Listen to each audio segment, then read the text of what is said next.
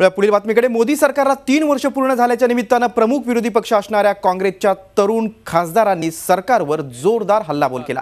काँग्रेसच्या दिल्ली मुख्यालयातल्या पत्रकार परिषदेमध्ये 3 वर्षात केंद्र सरकारनं केलेल्या 30 चुकांचा पाढा वाचण्यात आला। मोदी सरकारच्या निर्णयांमधला विसंगतपणा अधोरेखित करण्याचाही प्रयत्न विरोधकांनी केला। पाकिस्तान विषयीचे धोरण असो की खादीचा प्रचार, पीक विमा असो की गोवंश हत्याबंदीचा विषय, प्रत्येक ठिकाणी सरकारी भूमिका वादग्रस्त असल्याचा आरोप यावेळी करण्यात आला। पत्रकार परिषदेला ज्योतिरादित्य शिंदे, सचिन पायलट, रणदीप सुरजेवाला यांच्यासह काँग्रेसचे सगळे तरुण खासदार या पत्रकार परिषदेला उपस्थित होते। जब इस देश में एक नई सरकार स्थापित हुई थी तो लोगों के लिए एक नई आशा का किरण पिरोने का काम, सपनों पिरोने का काम भाजपा ने किया था।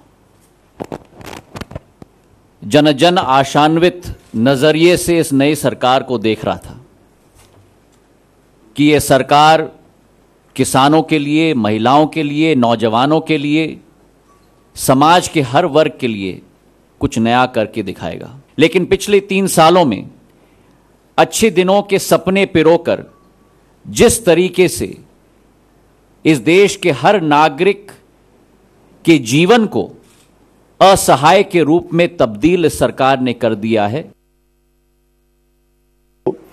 पीड़ा और दुख किसी को आज झेलना पड़ रहा है, वो इस देश का किसान का वर्ग है।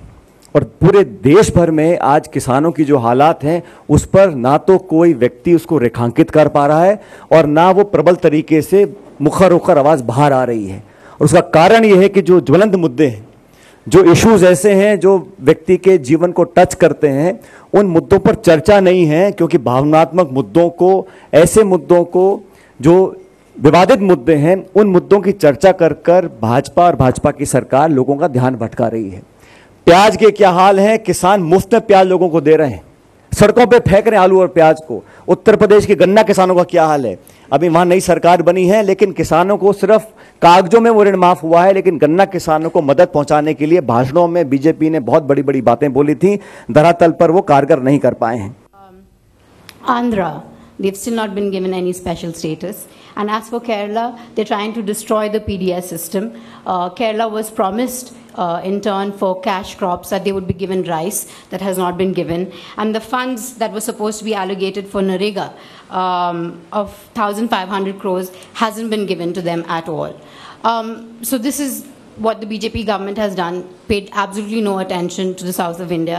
And as far as women security is concerned, I don't think BJP cares.